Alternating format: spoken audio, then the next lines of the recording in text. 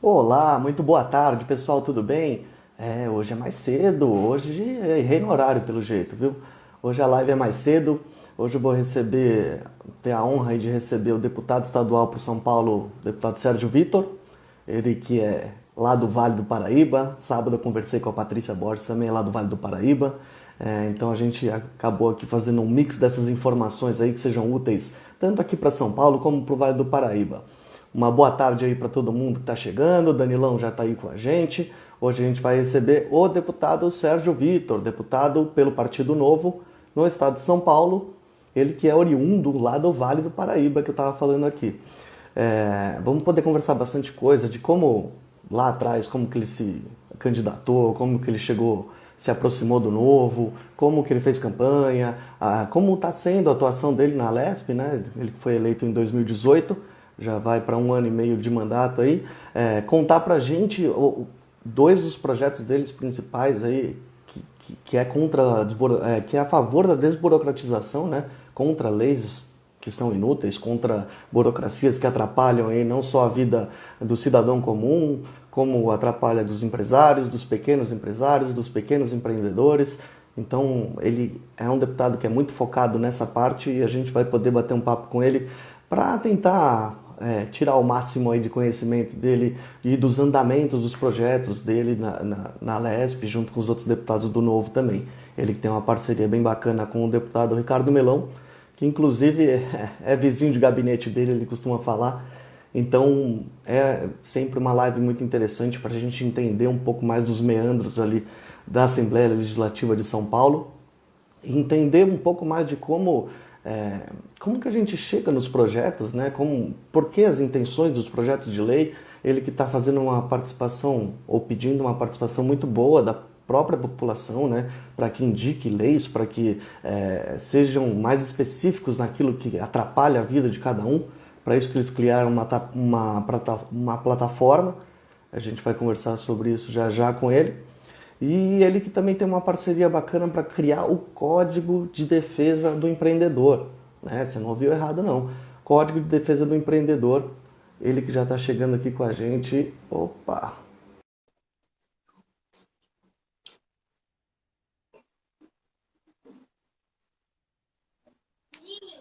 Muito Fala, boa tarde, deputado Sérgio Vitor. Tudo bem? tudo bem, Ramon? Tudo ótimo e contigo. Tudo certo, tudo certo. Obrigado pelo convite aí. Imagina, primeiramente eu quero te agradecer por estar disponibilizando esses minutos para bater um papo com a gente, informar o público aí de algumas coisas bem legais que a gente vai poder abordar hoje. E eu sei que o tempo de vocês é bem corrido, né? Então, muito obrigado mesmo por estar compartilhando esse tempo com a gente. Tranquilo. Eu que agradeço o convite, super bacana. Sempre que a gente pode compartilhar aqui algum tipo de informação ou passar um pouco mais dos projetos, de como está sendo o nosso mandato, fico super contente. Eu Peço estava comentando aqui, desculpas, tá até rolando uma votação na Lesp aqui, pode ser que retome enquanto a gente está na live aqui, daí eu só viro para o computador do lado aqui e volto. não, relaxa, isso aqui que é fazer ao vivo, Serginho. Desculpa te chamar de deputado Sérgio Vitor. Pode chamar de Eu Sérgio. estava até contando para o pessoal aqui da sua origem do Vale, né? A campanha que você fez por lá, né? Como você se aproximou do Novo. Eu queria que você começasse apresentando essa parte, né? Porque a gente sabe como é difícil o deputado estadual às vezes brigar com votos aqui para a capital, né? Uma multidão realmente. E você fez uma campanha ali no Vale muito bonita, até elogiada pelo próprio Daniel José. E conta um pouquinho para a gente como que você se aproximou do Novo e como que você conseguiu aí se eleger, né? Legal. Bom, eu sou empreendedor, então são várias etapas da minha vida que foram me incentivando a participar mais da política, né? Mas ela é uma construção. Acho que eu nunca teve um dia que eu acordei e falei, vou entrar para a política. Então, tive algumas oportunidades, né?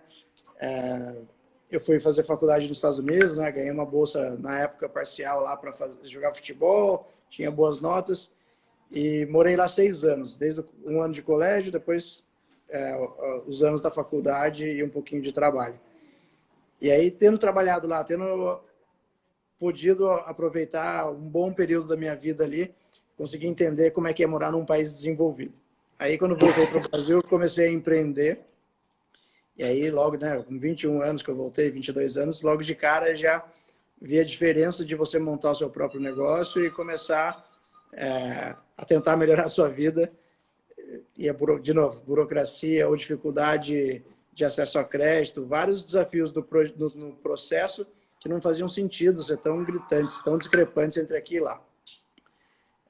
E aí, depois de 9 anos, 8, 9 anos empreendendo e vivendo isso no dia a dia, e até pior do que eu vivia na minha pele, né, que eu consegui ainda ter sucesso, consegui abrir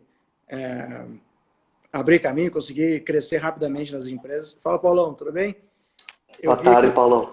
Escolas de cursos profissionalizantes. Então, eu via que o meu aluno que ralava ali para pagar 200, 150, 200 reais na mensalidade para estudar e montar seu negócio, tinha a mesma dificuldade que eu. Isso não fazia sentido, né? E aí veio também a presidente Dilma, que ajudou a sacramentar o meu interesse por política. Foi reclamando demais do período em que ela era presidente, que eu comecei a ver, olha, eu preciso fazer alguma coisa. Nessa época, inclusive, eu percebi que eu nem lembrava em quem eu tinha votado para deputado estadual e nem federal. Cara, inacreditável. Eu estou aqui reclamando, como empreendedor, estou aqui reclamando e não estou fazendo nada para mudar o cenário ao meu redor. E aí comecei a me engajar, comecei a ver as coisas do novo na internet, gostei das ideias, fui conhecer mais de perto, gostei das pessoas, fazia sentido, né, eu dar esse passo para também exercer o meu papel de cidadão. Então, fui voluntário do Novo por 2, 3 anos. Morava em São José dos Campos na época, né? Antes de pensar em ser candidato. Eu queria cumprir o meu papel ali de cidadão. E aí, quando eu vendi as minhas empresas, nasceu minha filha, eu comecei a fazer uma reflexão sobre os próximos passos e decidi me candidatar a participar do processo seletivo para deputado estadual, né? Até, sinceramente, eu achava que ia ser uma contribuição minha para o Novo e para as ideias que eu acreditava, né? Eu não me imaginava ali que eu tinha chance de ganhar porque não tinha financiador, não tinha doador, não tinha grupo forte apoiando, né? Foi uma decisão que eu compartilhei com amigos e familiares, mas foi uma decisão muito pessoal ali no momento. Então eu falei, vou testar essa vocação, vou ver se eu conseguiria fazer algo bacana. E a campanha foi ganhando um corpo super bacana, né? Super legal. E deu certo. Enfim, tenho certeza absoluta que toda essa experiência empreendendo desde o começo, com empresa saindo do zero, pegando empresa que não estava indo tão bem, conseguindo reverter o seu resultado, gestão de pessoas, né? Então, acho que isso me ajudou a organizar uma campanha com muitos voluntários e motivar a turma para chegar onde eu queria. Parece ter sido um grande segredo, assim, o envolvimento das pessoas, né? Conversando contigo agora, semana passada até conversei com o Melão, que ele é seu vizinho aí, né? Seu vizinho de gabinete. Até foi ele que nos apresentou, né? No primeiro dia que eu estava no gabinete ali, ele fez questão de apresentar você, o Daniel, o Reni, que estava viajando só, mas ele fez questão aí que eu conhecesse vocês. E agora você está completando aí um pouco mais de 1 ano e meio já na Lesp, mais ou menos para eles, assumiram em março, né? Quase 1 ano e meio. 1 ano e 3 meses. 1 ano e 3 meses. O que já deu para sentir de trabalho que dá para fazer, comparando essa gestão privada agora, uma gestão pública, né, que são muitas coisas que são diferentes, que pode ser feito, que não pode ser feito. Você que já está encaminhando 2 ótimos projetos aí nessa área que você abordou, que você era um empreendedor e queria tirar muita coisa, muita dificuldade da frente das pessoas que queriam empreender ali também, né, Sérgio? Olha, saindo da iniciativa privada e não só a iniciativa privada, né, como empreendedor e dono dos negócios, então eu tinha uma autonomia enorme para implementar as minhas ideias. Então, isso está sendo um sofrimento para mim agora enquanto deputado estadual, lembrando que são 94 deputados, né? Então, eu e mais 93, a gente no Novo somos apenas em 4 por enquanto, né? Vamos crescer com certeza na próxima. Imagina no Congresso, tá com 513. Então, é um desafio porque para você aprovar o seu projeto de lei, você tem que passar por um convencimento com todos, né? Tem as comissões, tem todos os deputados que você tem que conversar, até chegar no plenário, é um desafio enorme. Aí, para ser votado e aprovado, mais ainda. Aí depois tem que ir para a sanção do governador. Então, desde o começo, eu já percebi que, olha, não é muito o meu perfil, eu não vou ser um grande aprovador de boas leis aqui, né? Eu realmente acho que nem é isso que a gente precisa tanto agora, né? A gente falou, bom, aonde que eu posso ter impacto? E como eu posso ter esse impacto, né? primeiro, a gente precisa do envolvimento das pessoas. Não tem salvador da pátria, não tem bala de prata, não tem um projeto de lei aqui que vai melhorar o Estado drasticamente, né? São vários pequenos problemas em vários lugares. Então, o nosso Estado, de novo, vários pequenos problemas em vários lugares. Como é que eu vou? Eu vou estudar o ambiente regulatório de todos os setores? Não dá para fazer isso também. Então, a gente falou, olha, vamos fazer o seguinte, aí é uma parceria minha com o Melão, né? O Melão, eu tenho experiência do empreendedor do outro lado do balcão, brigando com burocracia, e o Melão, no poder público, ele já fez um grande processo de revisaço na Prefeitura de São Paulo, enquanto ele trabalhava na Secretaria de Gestão, lá com o Paulo Webel, hoje que está no Ministério da Economia. Cara, melhor coisa, vamos provocar o empreendedor a vir falar com a gente, seja um empreendedor ou entidade, né, o sindicato patronal, que seja. A gente criou a plataforma Revoga Já. Então, isso foi nos nossos primeiros dias de mandato, lá você vê lá atrás o vídeo, acho que no primeiro mês a gente já lançou essa plataforma.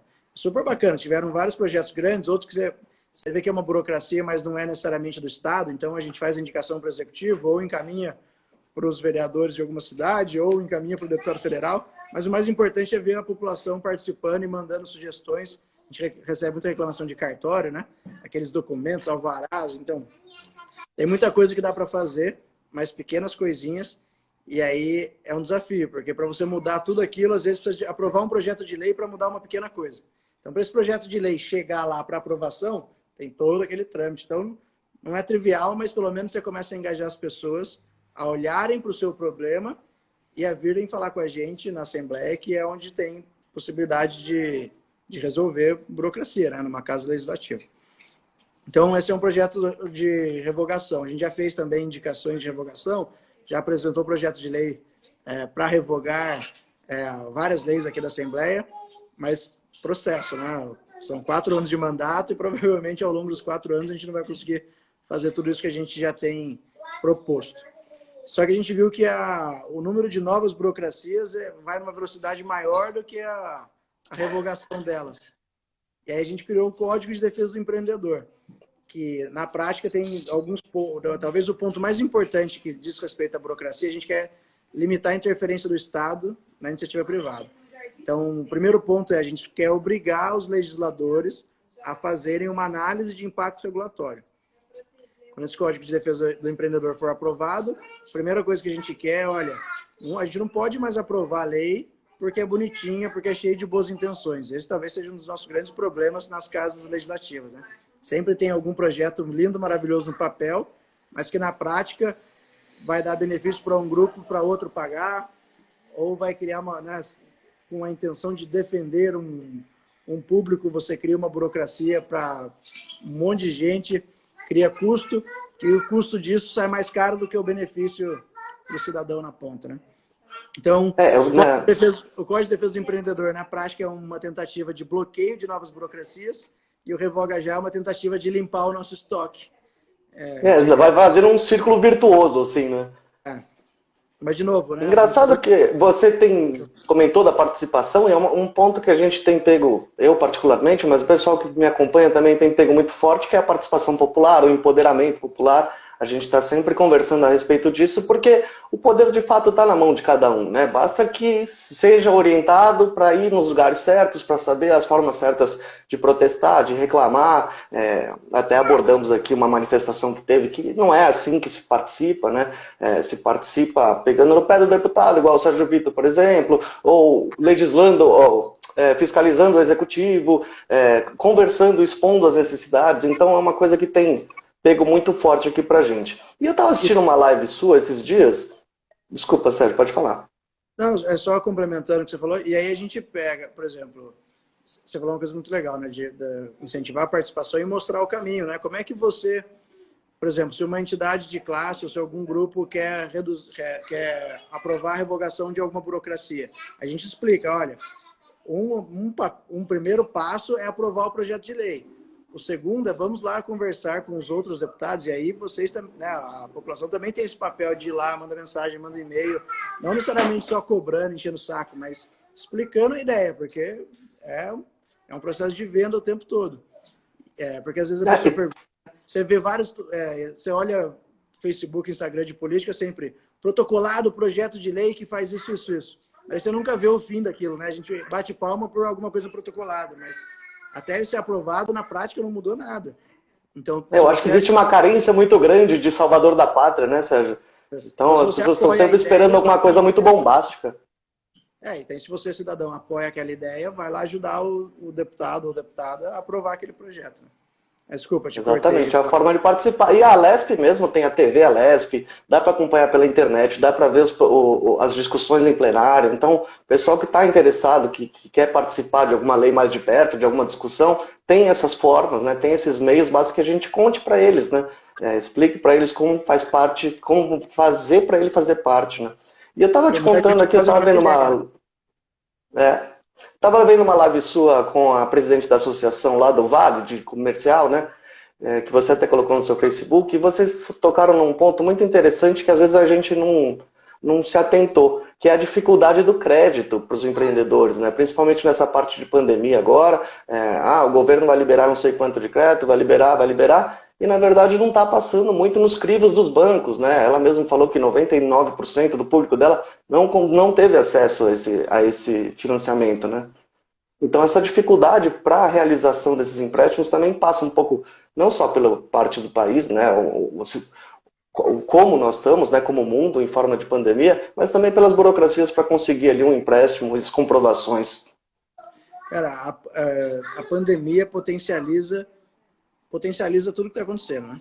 Então, se no Brasil a gente já tem um país com péssimo acesso a crédito, né, com uma legislação que favorece poucos e grandes bancos, né? Então, a gente não tem... se você quiser procurar empréstimo, financiamento, você já vai cair num grupinho pequeno de bancos, né? E aí, numa pandemia, isso termina de ferrar tudo, né? Então, veio a crise. Os bancos quando vem crise, por que o banco vai assumir o risco de fazer empréstimo de empresas que estão prestes a quebrar? Então, o banco segura o empréstimo. Aí o governo estadual anuncia crédito subsidiado e o caramba, mas, cara, eles colocaram, sei lá, 500 milhões de reais. A demanda foi de 15 bi, sabe? Não atendeu nada, praticamente. E aí o Banco do Povo Paulista, e aí a descoordenação entre as esferas, né? Então, estadual e municipal, por exemplo. O Banco do Povo Paulista, que é um dos bancos de fomento, vários municípios não consideraram o Banco do Povo Paulista como atividade essencial, e aí demorou muito para sair o site do Banco do Povo. Então, em vários municípios, o cara não tinha nem onde pedir esse empréstimo. Então, começa por aí. Aí, do Estado, né, não atendeu quase ninguém. Aí vem todos esses programas do governo federal, que hoje o governo federal não tem necessariamente capilaridade sozinho. Ele precisa aproveitar os bancos, que aí eles vão conseguir chegar em quase tudo, né, pelo menos toda a população bancarizada. Só que aí vários dos bancos grandes, né, são poucos, eles nem se habilitaram ainda para fazer parte do PRONAMP, que é o Programa Nacional de Apoio ao Pequeno Empreendedor. Então hoje só a Caixa está habilitada, não está funcionando bem, a gente já faz 100 dias que a gente já está nessa porcaria dessa pandemia, e o empreendedor na ponta, a grande maioria não sentiu nem cheiro do crédito ainda. Então, potencializa a quebradeira, né? Então, quem já tinha dificuldade de acesso a crédito, aí lascou-se. A gente está 100 dias aí tentando sobreviver com o que tem de receita, né? É engraçado a gente falar isso, Sérgio, porque assim, não é só de crédito que vive ali o pequeno empreendedor, o médio empreendedor, mas nós temos uma política liberal pelo Partido Novo que a gente sabe que essas pessoas sendo apoiadas movimentam a economia, né? Elas que são os maiores geradores de emprego, elas que são as maiores alíquotas de impostos, enfim, eles são pessoas que rendem para as outras pessoas ao entorno deles e rendem também para o Estado. E por que você acha que a gente não tem essa política ainda? Será que é por todos esses anos de governo federal sendo progressista, com uma ideia um pouco mais proteção do Estado e tal? Ou você acha que ainda é uma falta de uma proposta, de uma gestão diferente, visando outros aspectos aí da economia, Sérgio?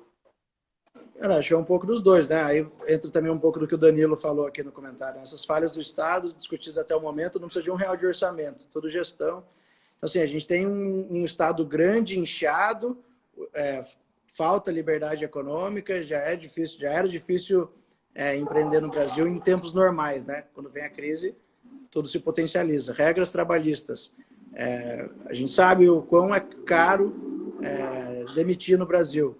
Então, no momento como esse, muitas empresas faliram e não fizeram a devida demissão de todo mundo. Né? A gente já dependia muito do Estado antes, então, para a saúde, para os serviços essenciais.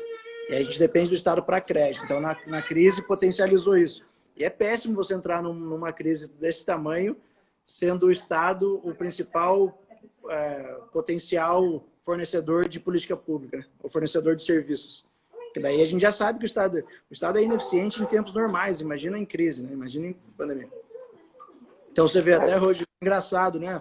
Lá em Sorocaba, eu não lembro qual cidade vizinha, uma decretou fechamento, a outra não. Tem um shopping que divide, né? Que está no meio da divisa lá. Metade do supermercado dentro do shopping está fechado e metade está aberto. Essas coisas só acontecem no Brasil.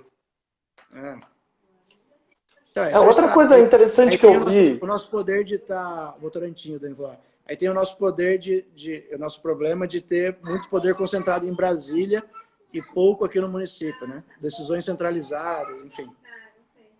Desculpa, tô falando demais. Infelizmente, né? a gente...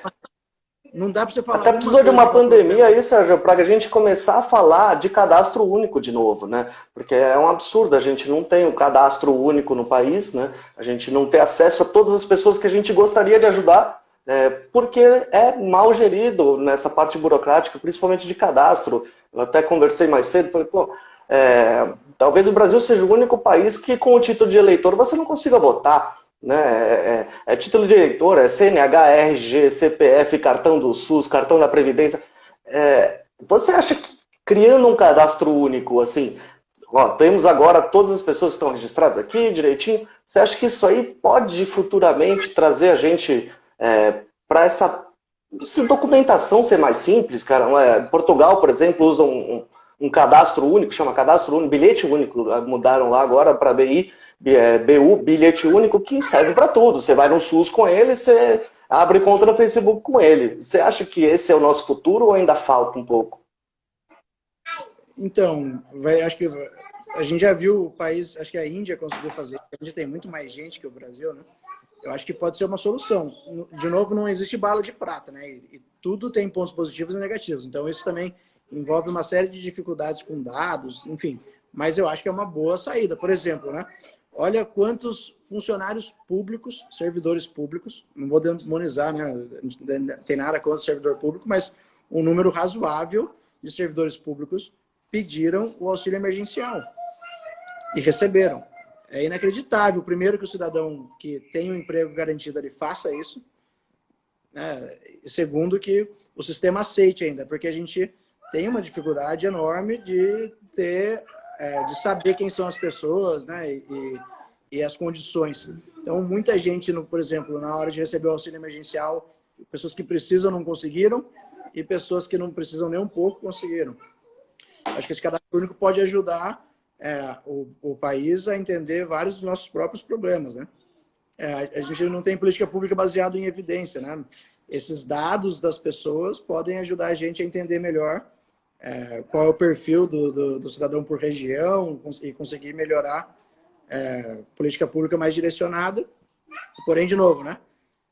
Tudo tem prós e contras, né? Quem que vai ter acesso a esses dados? Então, é uma discussão, como presidente da Comissão de Ciência e Tecnologia, que é da LESP, alguém super entusiasta de tecnologia, é uma discussão que a gente tem que ter. Quais são as linhas até onde a gente pode ir, mas para usar a tecnologia e inovação a nosso favor. Ela é mais barata, ela pode fazer a saúde mais barata, a telemedicina, ela pode fazer a gente ser muito mais eficiente nas nossas políticas públicas, pode ser muito mais fácil fiscalizar o gasto público, né? Então a gente tem uma pegada muito grande também com transparência, fiscalização. Aí a sociedade tem que discutir até onde a gente está disposto a disponibilizar os nossos dados ali para algo maior. A princípio seria ali, ficaria na mão da SECOM, né? Mas já foi recriada, já foi destruída e ninguém sabe se vai funcionar direito ainda. É trivial, e você porque a gente não confia no governo, né? Tem essa também. Você citou agora que está lá presidindo a comissão, uma comissão super importante para São Paulo, que é Ciência e Tecnologia, mas eu queria abordar um outro temazinho que é assim, o Rene foi o relator de vocês para a gente conseguir uma reforma previdenciária da Previdência aqui em São Paulo. Você acha possível uma reforma administrativa? E se sim, você acha que ainda é nesse mandato? Na verdade, eu acho que será realizado, sim, porque se não agora, quando, né? Agora que a gente viu o quão... Agora que o peso da máquina nos prejudicou demais, né? Porque caiu a arrecadação, caiu tudo, mas a máquina continua inchada e se inchando, né? Então a gente precisa fazer uma revisão da reforma administrativa. A gente está no pior cenário, né? A gente tem uma máquina inchada, a gente gasta uma porcentagem do PIB com funcionalismo maior que a média dos países. Mesmo assim, a gente tem grande parte dos funcionários desmotivados e mal remunerados, né? É inexplicável. Então, a gente precisa fazer uma reforma administrativa para revisar esses ajustes, né? Até para incentivar, você falou mesmo em desânimo, né? Até para incentivar os próprios funcionários públicos. A gente não é contra o funcionário público, pelo amor de Deus. A gente sabe que precisa deles para funcionar, mas precisa ser muito mais organizado até para o próprio bem deles, né? São eles que estão ali na linha de frente, então eles que precisam mudar o ambiente de trabalho deles, tornar uma meritocracia sadia para você alcançar metas, para você bater metas ali, dessa forma ser recompensado por isso. Eu acho que falta um pouco disso, falta muito disso, né, na gestão pública, coisa que a gente vê bastante na gestão privada e que funciona pra caramba. Você, empreendedor, você sabe disso, você tinha ali seus colaboradores, você sabe como funciona esse tipo de incentivo, né? Sim, o Estado acho que ele é o pior patrão possível, cara. Ele promete um monte de coisa que ele não vai entregar. Então, algumas, né, por exemplo, a Previdência, né, prometeu alguma coisa que ele já não ia entregar. O sistema quebrou e aí as pessoas... Claro que nenhum funcionário público gosta de ter uma reforma, mas ela é necessária, senão a conta não fecha. A reforma, a própria carreira, às vezes, ele ganha... O funcionário, ele aumenta o salário por tempo e não por eficiência. Então, ele tem muito mais incentivo em ficar mais tempo, mas não necessariamente incentivo em ser mais produtivo, que não faz sentido nenhum, né? Aquele funcionário, o bom funcionário que trabalha pra caramba e vê do lado dele pessoas que não estão trabalhando tanto, mas quando chega o dia do aumento, todo mundo ganha igual. Poxa, ao longo do tempo, todo mundo vai perdendo os incentivos né, tentar superar as expectativas. É É natural, meio né? inerente ao ser humano ali se nivelar por baixo, né? Porque o amigo tá fazendo nada, eu tô fazendo pra caramba, o amigo tá ganhando o mesmo que eu, recebendo os mesmos incentivos, os mesmos aumentos, acaba sendo inerente do ser humano soltar um pouco o ar ali e ficar um pouco mais confortável na sua vaga. E isso, a gente sabe aí, não gera nenhum tipo de transformação, nenhum tipo de evolução, apenas se mantém aquele serviço que já não é nem ok, né, Sérgio? Ainda dificulta ainda mais. Só que a reforma administrativa deve... Bom, começou a discussão, né? Inclusive o Thiago Mitrô, que é deputado federal do Novo, é o presidente da Frente Parlamentar pela Reforma Administrativa. O Thiago é muito técnico, recomendo todo mundo assistir. Eles estão numa bateria não sei se lives, mas estão numa bateria de conteúdo agora explicando como é que eles vão trabalhar na frente. Essa discussão tem que tomar o país inteiro, né? Em todas as esferas. A própria, o exemplo... Agora é a melhor hora. A gente precisa revisar o campo das despesas, né? O próprio exemplo da Previdência, né, que primeiro veio do Congresso, aprovou no Congresso, foi lá julgado e tal, votado, discutido, poucos meses depois já veio para São Paulo, né, e a gente acredita que possa funcionar isso com a reforma administrativa também para os nossos funcionários estaduais. Agora, a gente falou tanto de pandemia aqui, eu não vou conseguir não perguntar isso para você, pelo menos para a gente finalizar aqui com a última pergunta. Como você acha que a gente está se saindo nessa pandemia como Estado, né, como gestão de Estado, como líder também, né, no caso do governador João Dória, e como que está essa questão aí do contrato dos respiradores? Eu até conversei com o Melão semana passada, o pessoal não divulga o contrato, não disponibiliza o contrato inteiro, como é que está essa questão aí? Pô, Cara, as minhas principais críticas ao governador do estado de São Paulo. Decisões centralizadas, né? Então, a princípio ali, eu tento ser sempre bem cauteloso e justo, porque não é trivial você estar na cadeira também do executivo, seja agora prefeito, prefeitura, governo ou presidência, né? No meio de uma pandemia, de uma coisa nova. Então, inicialmente, aquela decisão de fechar, olha, estamos em quarentena para entender o que está acontecendo. Me pareceu fazer sentido naquele primeiro momento, porque realmente a gente não sabia de nada, né? Podia ser que no interior estava cheio de casos, podia ser que de uma hora para outra a gente ia estourar por todas as beiradas. Aí a gente estava... É difícil às vezes a gente lembrar como é que estava a nossa cabeça lá atrás, né? Porque passou 100 dias, parece que a gente amadureceu ou aprendeu 10 anos, né? Então, lá atrás, a gente tinha zero informação. A ideia era entender melhor o que estava acontecendo. A gente tinha alguns casos em outros muito graves, né? Você está me ouvindo, Ramon? Tô ouvindo. Eu travei aqui para mim na minha imagem, Deu mas... uma travadinha na imagem, mas o som continua chegando. Ah, é? Então, caramba, eu vou sair aqui e já volto. Pode ser? Beleza. O deputado Sérgio Vitor vai dar uma saidinha, vai voltar porque a conexão estava dando um probleminha. Boa tarde, deputado Unicamp, Hospital de Mulher Presente. Olha que legal, a Marina. O Mundo para Viver está aqui com a gente também. O deputado Sérgio Vitor já está voltando. Tivemos aí um problema de conexão, isso aí acontece para a gente que faz ao vivo. Deu, voltou. Ah, bom. Desculpa, eu saí e estava ouvindo o choro do meu filho aqui na live. Reverberando. Home office da vida real aqui. Então, vamos lá. Então, naquele primeiro momento fez sentido. Acho que a gente demorou para estruturar a rede de saúde, a gente demorou para fazer as compras necessárias. Tanto é que a gente conseguiu ver lá, né, o Zema comprando o respirador por muito mais barato. E aí a gente ainda comprou, pagou caro e ainda não recebeu, né? Não pagou inteiro o contrato, mas a gente está investigando isso.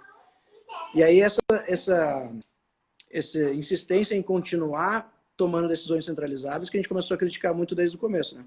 A gente ainda não tem transparência sobre como está a taxa de ocupação por hospital. Não faz nenhum sentido eles não divulgarem isso, porque daí eles só dão espaço para margem para, olha, tá vazio esse negócio aí, tá cheio.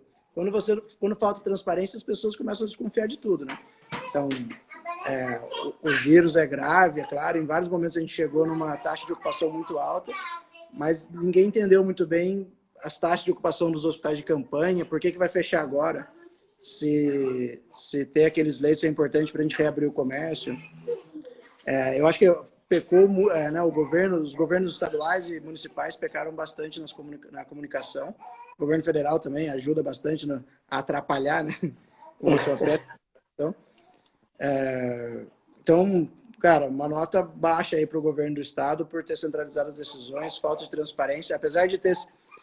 Nesse último ranking da transparência, eles melhoraram bastante, a gente cobrou e ajudou bastante até eles organizarem os dados, né? Mas ainda está distante de novo, a crise potencializa, né? O estado de São Paulo já deveria ser o mais transparente do Brasil faz tempo, né? A gente já tem tecnologia para isso. No caso dos respiradores, é uma incógnita, cara. A gente não conseguiu ter acesso aos documentos, a gente fez um requerimento para o Ministério Público de Contas para eles abrirem os contratos. A gente quer ver os documentos para entender por que foi feita uma compra sem garantia nenhuma, né, de uma empresa. A gente está tentando entender o processo. É difícil falar agora sem ter acesso, mas o cheiro é ruim, né? Não precisamos julgar a empresa, mas podemos comentar que ela já teve um problema de não entrega, um problema de contrato com uma outra licitação em outro estado, né? Então, podia, inclusive, estar negativada. São coisas diferentes. Estava falando da Iabas, ela era do hospital de campanha. Estava falando dos respiradores, né? A empresa dos respiradores é outra. Ah, maravilha. Então, um problema a menos aí.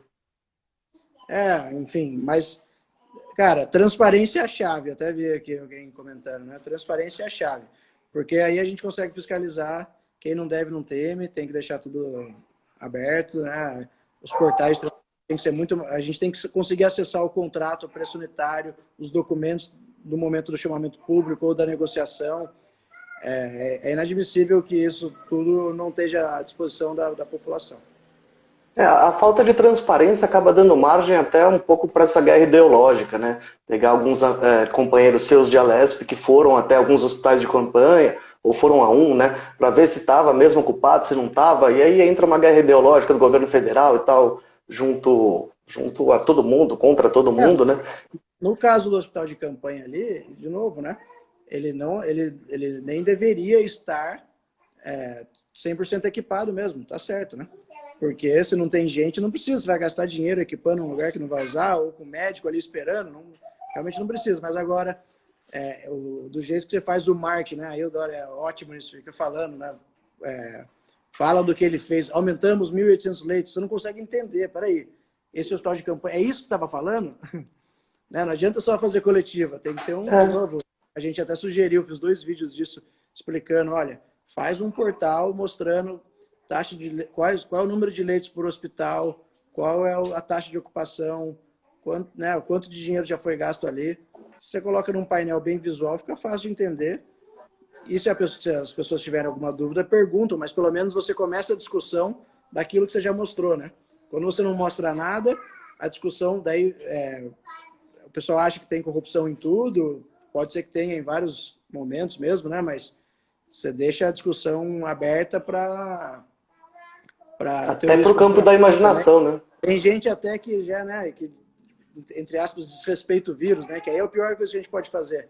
É fingir que tá tudo bem, que nada aconteceu e parar de tomar os cuidados, né? Achando que é uma mentira do governo.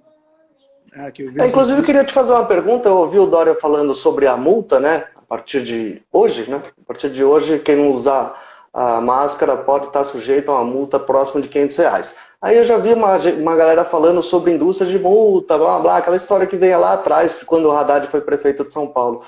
Pelo que eu vi, o destino do valor de todas essas multas vão ser revertidos em cesta básica. Cesta básica, exatamente. Isso está explícito, está transparente? Para onde vai exatamente ou depois vai se decidir isso? Legal. Só deixa eu responder uma pergunta aqui do Rafael. Ó. Sérgio, claro. O município recebe dinheiro caso tenha uma morte por Covid ou caso uma internação do UTI?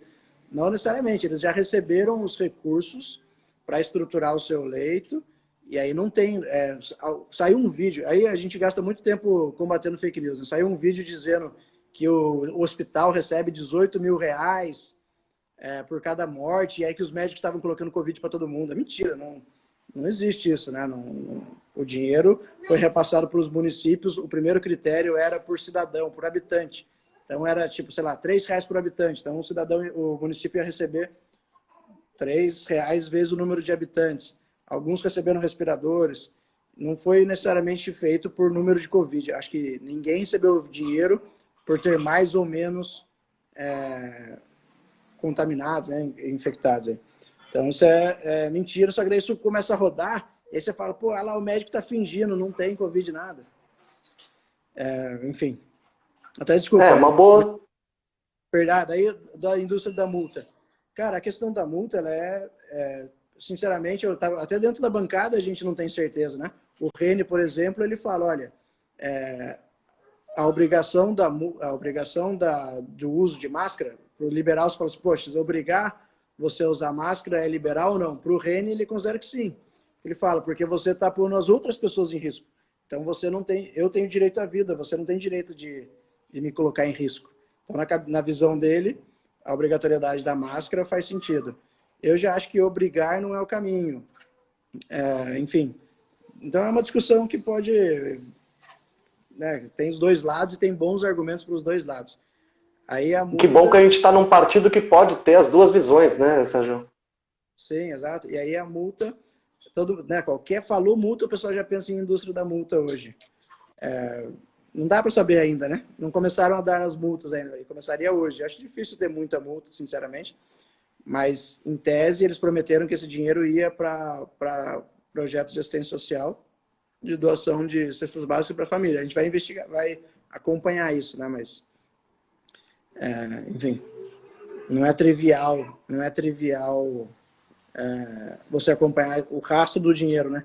Você não consegue ver o dinheiro pulando de conta em conta. A gente vai ter que ver depois prestação de contas de quanto foi arrecadado de multa e tem que ver essa despesa lá na compra de cestas básicas.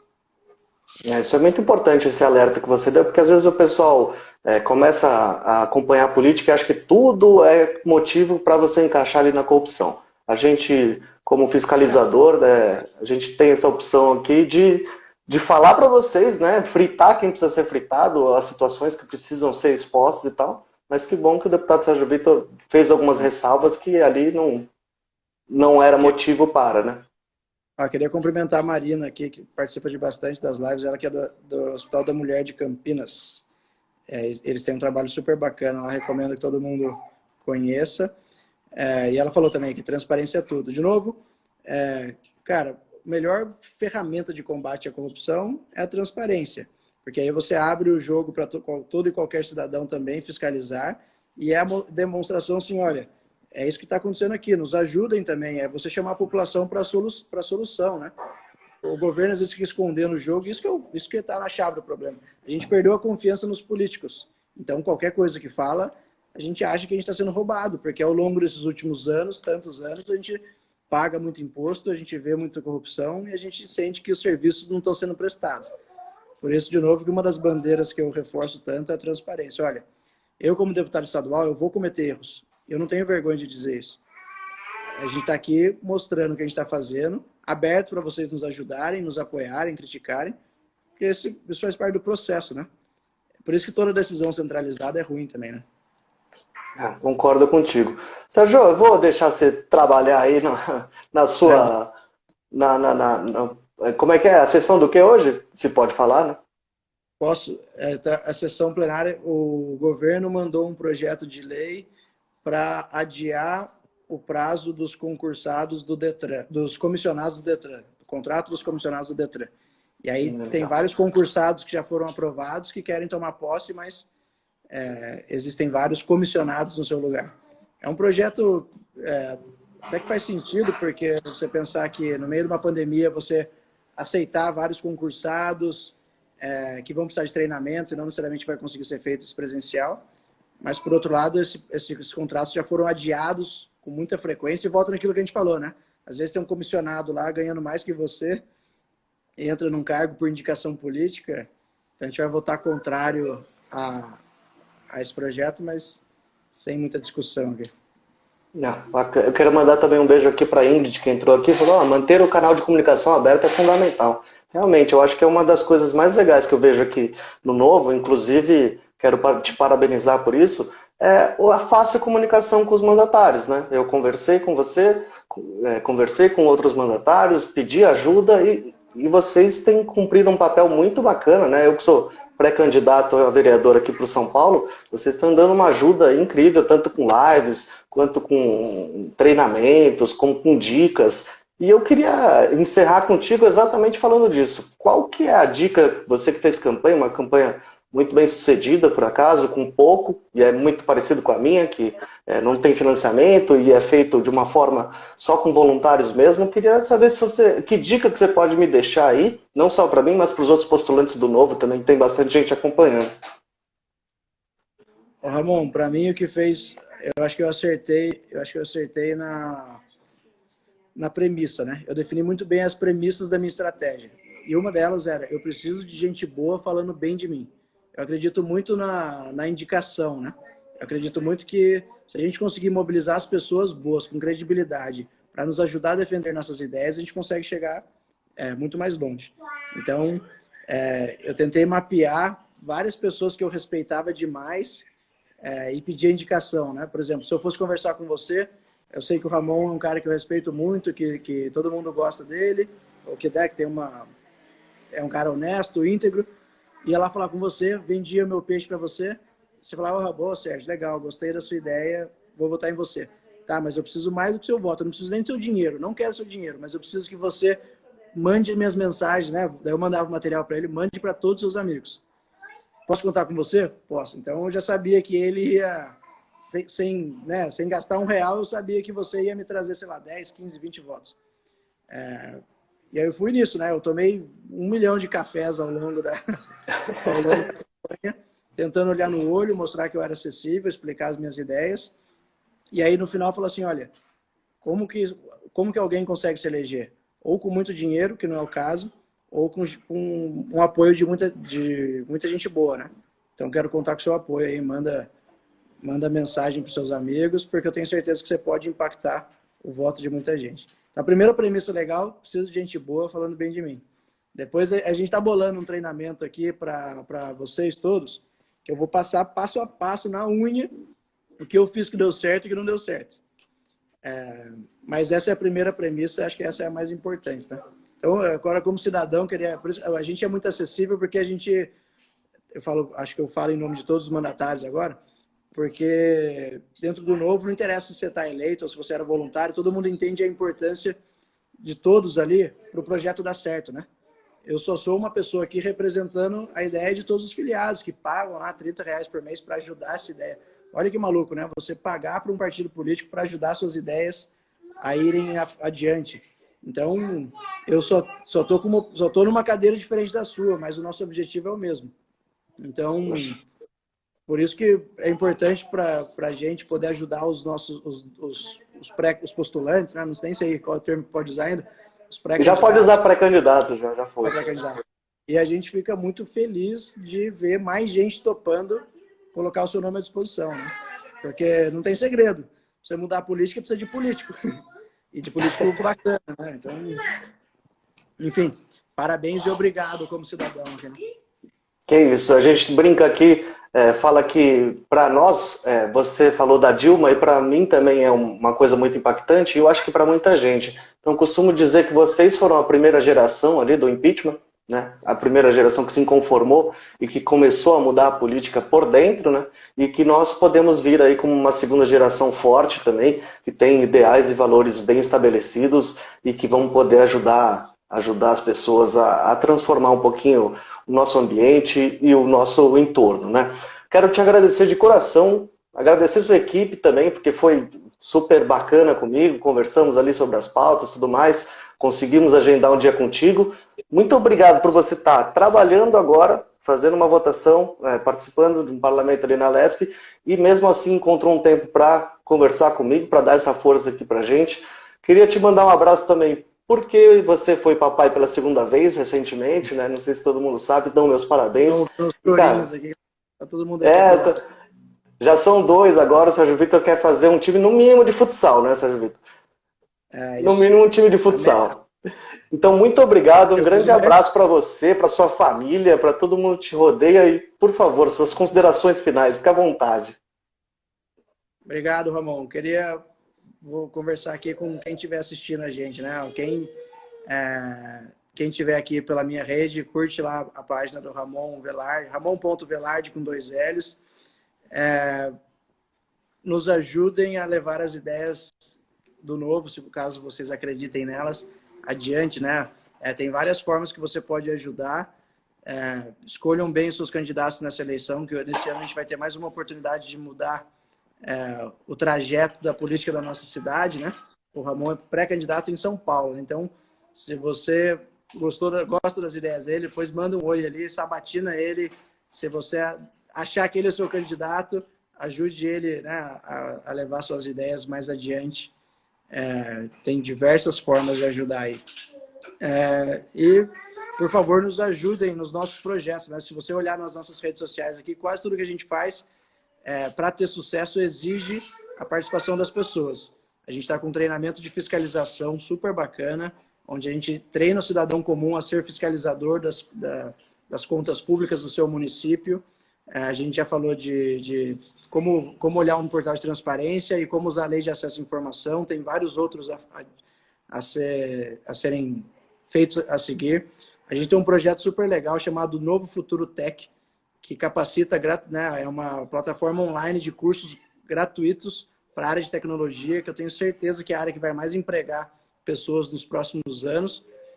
Além da plataforma de cursos, a gente conseguiu uma comunidade de apoio de desenvolvedores que tira todas as dúvidas, que faz um trabalho ali de mentor. Então, olha que legal. Tem o curso gratuito, tem um grupo de mentores da área.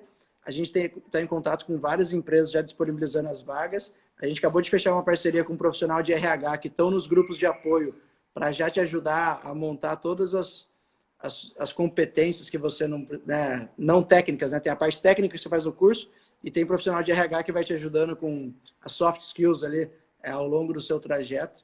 A gente começou no Vale do Paraíba, já tem mais de 1.000 inscritos, já conseguimos comunidades de várias outras regiões, então a gente está em discussão com o pessoal de Campinas, de Paranapanema, Assis, Ribeirão Preto. É um projeto que tem potencial de escala nacional, mas a gente vai focar aqui em São Paulo, né? Enfim. Tem o projeto do Revoga Já, que exige a participação dos empreendedores, né? A gente nunca vai conseguir entender todas as regras de todos os setores, nos ajude a encontrar os problemas do seu. Enfim, quase tudo que a gente faz com discussão com a comunidade, né? Com a sociedade. Então, nos ajudem, mandem aí o que vocês gostam, o que vocês não gostam, ajuda a gente a melhorar o nosso mandato. Isso aí. Enquanto o Estado está atrapalhando, o Sérgio Vitor e todos nós estamos tentando ajudar o empreendedor, né? Grande abraço, Sérgio Vitor. Um beijo para toda a sua família aí. Bom trabalho para você, querido. Um abraço, viu? Abração para nós. Obrigado pelo convite aí. Tchau, tchau. Tchau, Sérgio.